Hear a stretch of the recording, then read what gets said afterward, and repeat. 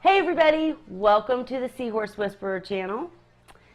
Today we're going to talk about something that is not seahorses. Today's episode will be the top 5 coral that I would recommend to a new reef keeper.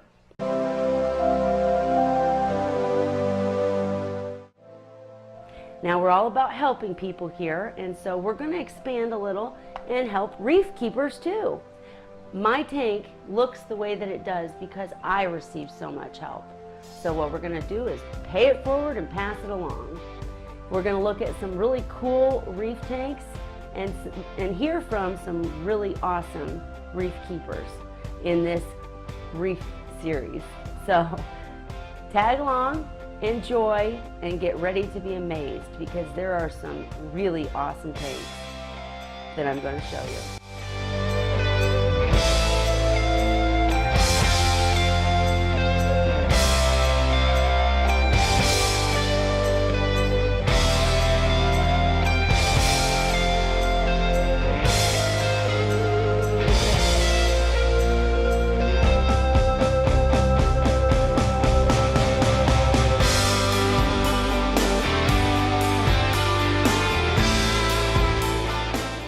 Things that I really liked watching my friend Heidi Kim's channel. She was talking about fish, saltwater fish, and she talked about a fish plan. And that is the best thing that I've heard on any of these YouTube videos in a long time. Because you'll see tons of videos where they're talking about how you can set up a tank so quick and how you can get that coral in there in a day and how you can have a beautiful reef in 30 minutes. Well, it'll last 40 minutes, guys. I mean, I'm exaggerating. But if you want a reef tank that will last, my reef tank is 3-4 years old, something like that. I barely do water changes. You'll hear more about that soon. But the bottom line is, I made a lot of mistakes when I first started. My mentor helped me fix them, put me on a regimen, helped me sort things out. And now I keep my tank based on my reef plan. I didn't have the name for it, thank you Heidi, but it is. It's a reef plan. So when you're getting ready to start up your reef tank, my best suggestion would be to research the coral that you plan to keep. Because there are all of these things that people don't tell you. All of these coral, the Softies, the LPS, the SPS, they don't really get along that well. Let me backtrack. A lot of them don't get along. Some of them do. So anyways, most people will tell you to keep Softies, Xenia, Zoas, etc. And Zoas actually are on my list. But the bottom line is, I think that if you do your research and you get the right kind of coral and pay attention to placement, you can have a beautiful flowy tank without stinging things, and you still have options in the future. You can change your mind and you can do SPS. You can change your mind and do Softies. If you start with Softies, some of those Xenia will never go away. You'll never get it out of your tank. You will literally have to replace your rock to ever do anything else. The top 5 coral that I would recommend for a new reef keeping saltwater hobbyist would be leather, number 1.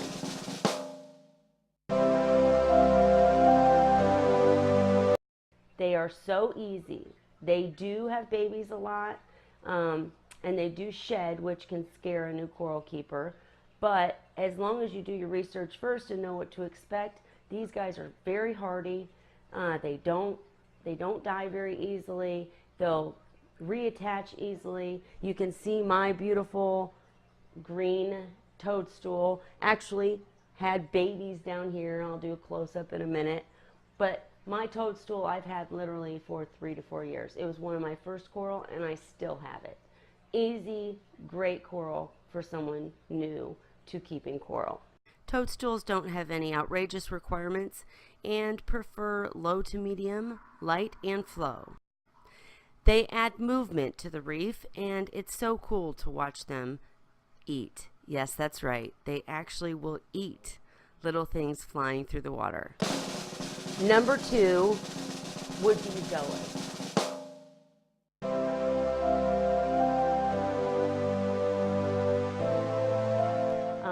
And when I say Zoas, I'm going to say it can be difficult to tell the difference between zoas and paleys. Zoas are smaller and typically, in my opinion, more colorful.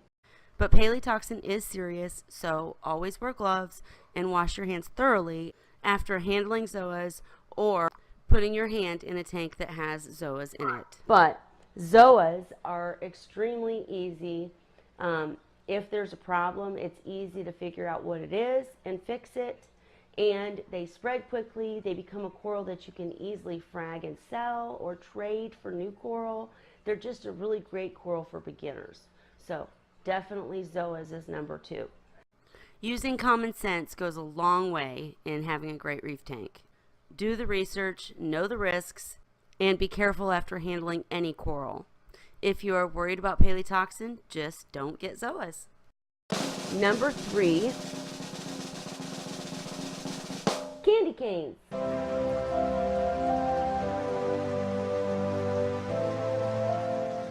Now, candy canes are actually considered an LPS, not a softie, so we're already getting into a little bit of mixing, and the candy canes aren't known to sting.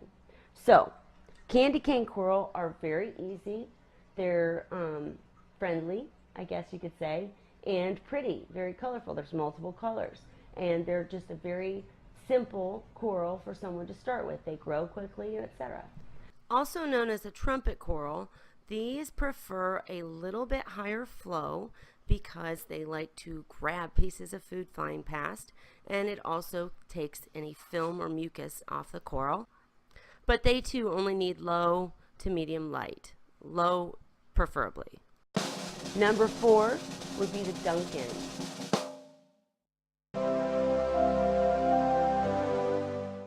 I love my Duncan. This too is an LPS. They are so cool. They're so pretty. They will eat food that you feed them. Actually grabbing even pieces of mysis that fly by. They don't need high light or high flow and are just pretty simple if you start out with a healthy one. I usually put my Duncans near the bottom of the tank, and they seem to enjoy being in the substrate. But of course, don't let any coral get covered in sand if you have a sand substrate, because they definitely don't like that. The coral will let off slime if it is unhappy. Number 5. Number 5. Well, of course it has to be mushrooms. From Recordias to bubble mushrooms, there are multiple different species and types of mushrooms. But all of these soft corals are very easy to keep and prefer low light and low flow, making them a great beginner coral. Just be careful and don't let them spread too far. You know what? I'm going to have to do a bonus number 6.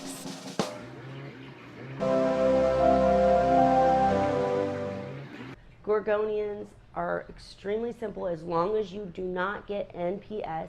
NPS stands for non-photosynthetic, and those require actual feeding and a lot of other things. They're beautiful, but they are for an experienced hobbyist. But the photosynthetic gorgonians are extremely easy to keep.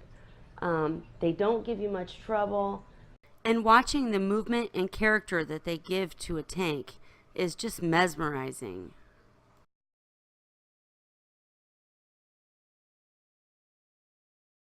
Yep, out of all the SPS and multiple coral that I keep in my tank, the magical gorgonians are still likely my favorite.